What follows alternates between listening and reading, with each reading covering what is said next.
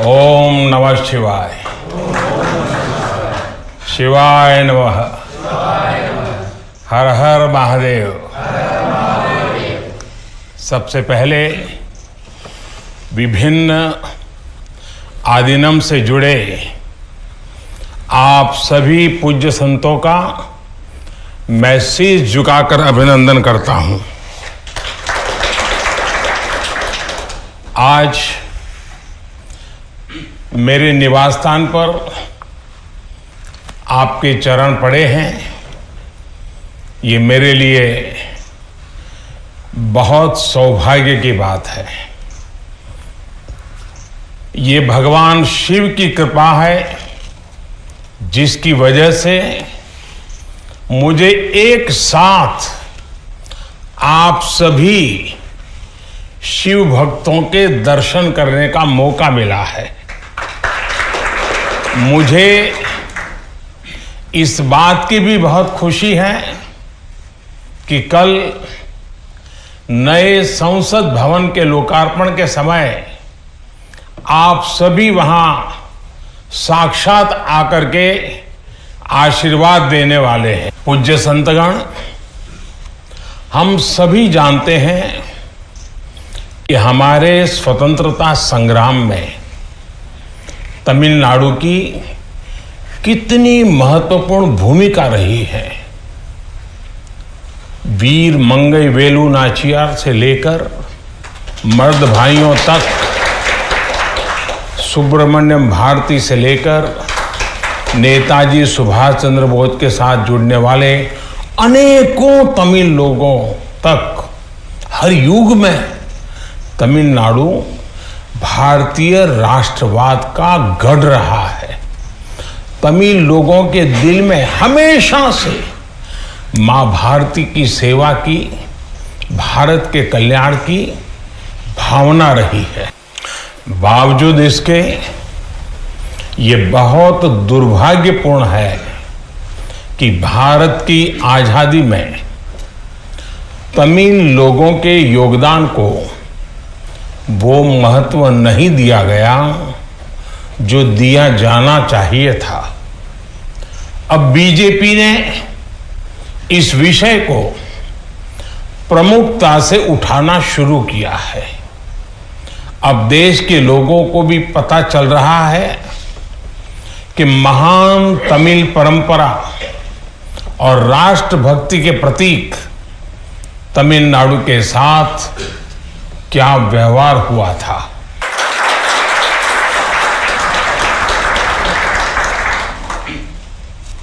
जब आजादी का समय आया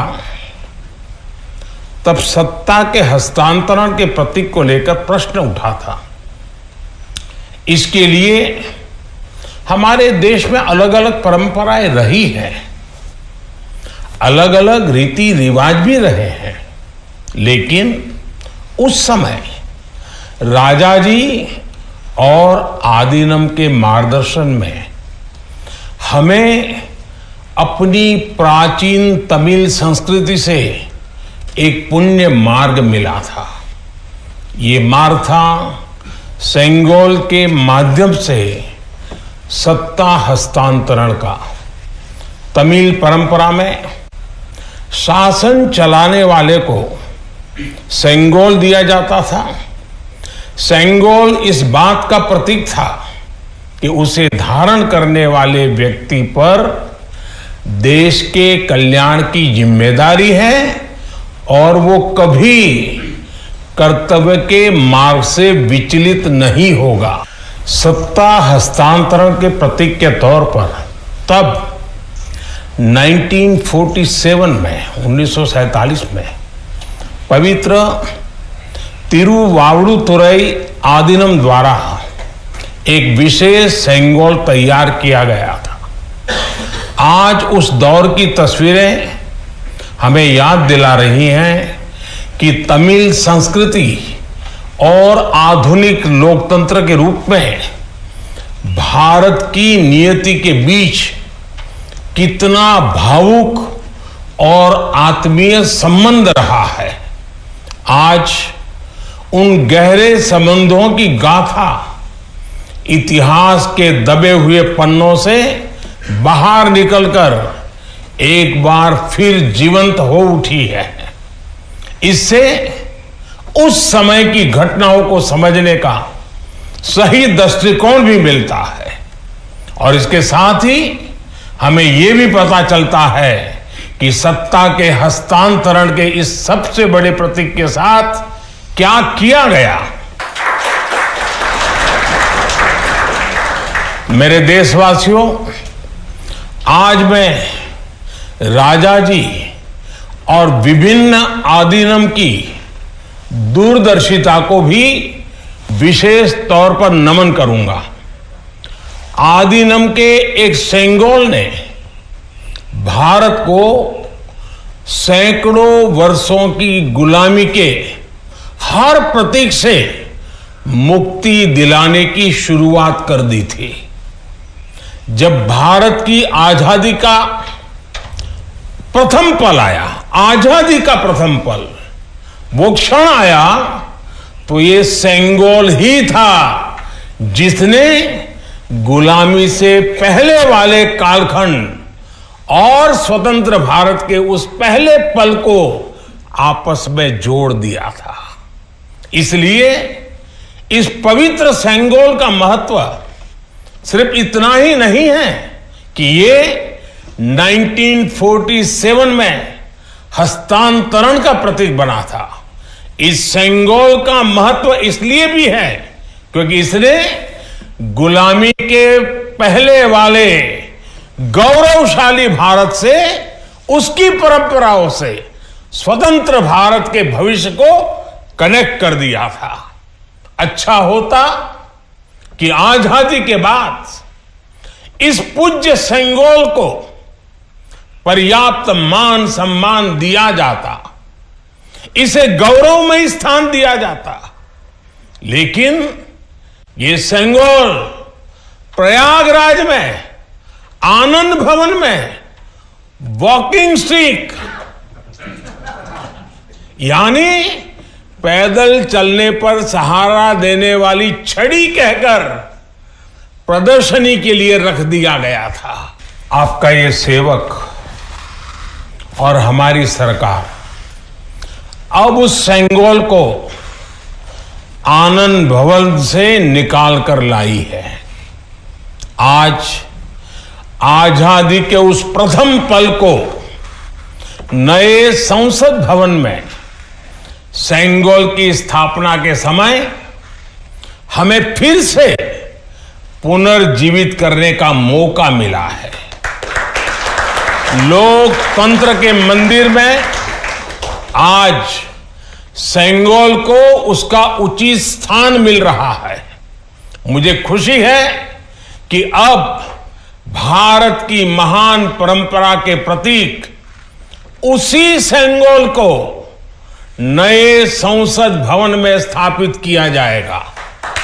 ये सेंगोल इस बात की याद दिलाता रहेगा कि हमें कर्तव्य पथ पर चलना है, जनता जनार्दन के प्रति जवाबदेह बने रहना है। पूज्य संतगण, आदीनम की महान प्रेरक परंपरा साक्षात सात्विक ऊर्जा का प्रतीक है।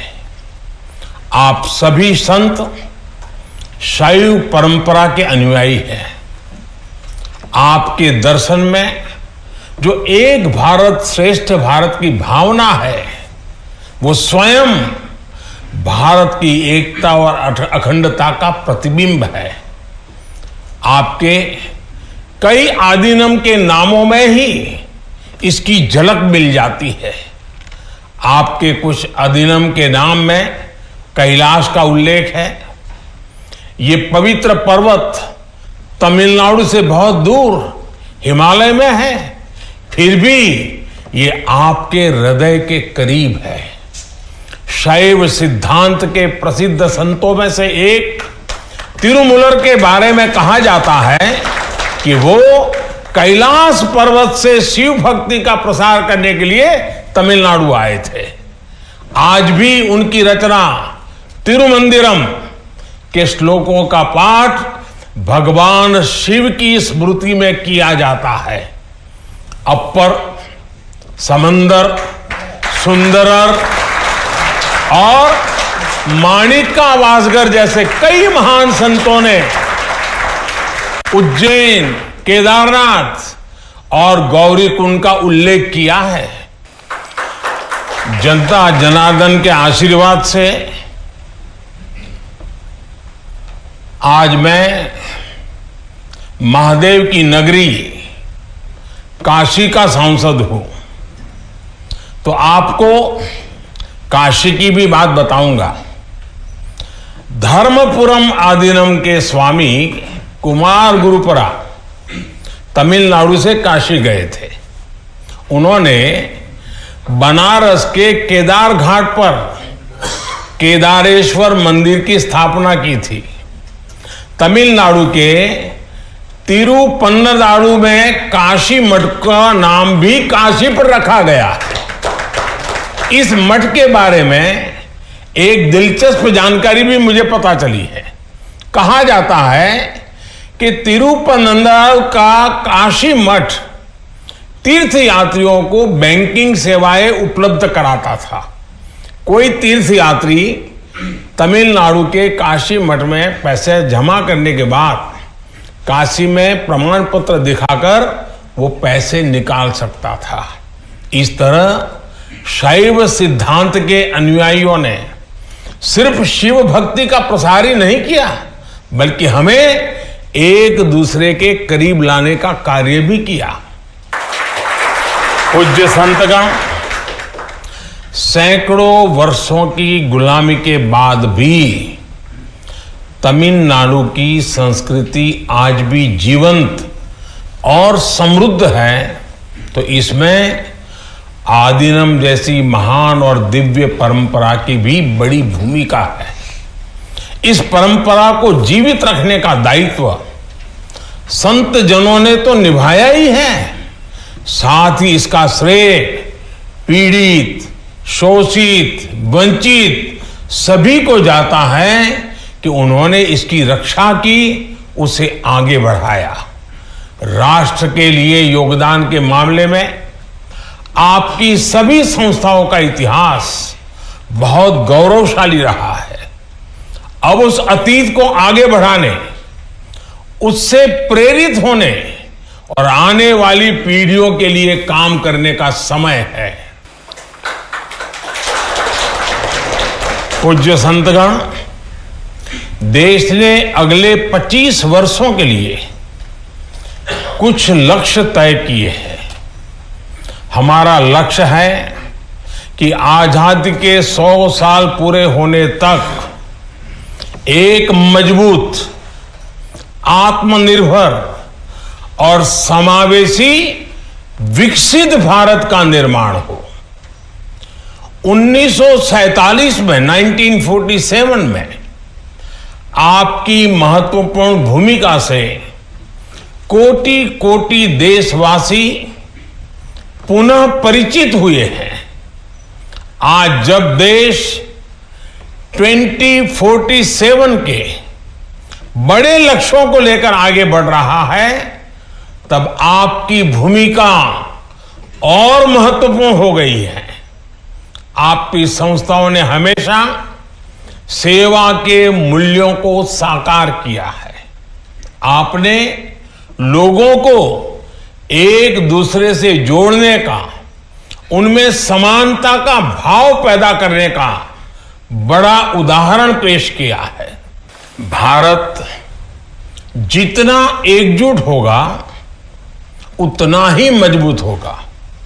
इसलिए हमारी प्रगति के रास्ते में रुकावटें पैदा करने वाले तरह तरह की चुनौतियां खड़ी करेंगे, जिन्हें भारत की उन्नति खटकती है। वो सबसे पहले हमारी एकता को ही तोड़ने की कोशिश करेंगे। लेकिन मुझे विश्वास है कि देश को आपकी संस्थाओं से आध्यात्मिकता और सामाजिकता की जो शक्ति मिल रही है, उससे हम हर चुनौती का सामना कर लेंगे। मैं फिर एक बार, आप मेरे यहां पधारे, आप सबने आशीर्वाद दिए, ये मेरा सौभाग्य है। मैं फिर एक बार आप सबका हृदय से आभार व्यक्त करता हूं, आप सबको प्रणाम करता हूं।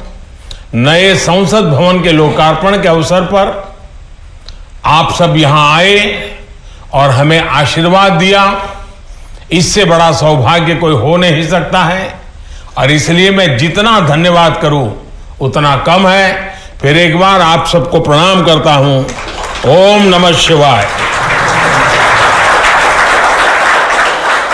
वणक्कम।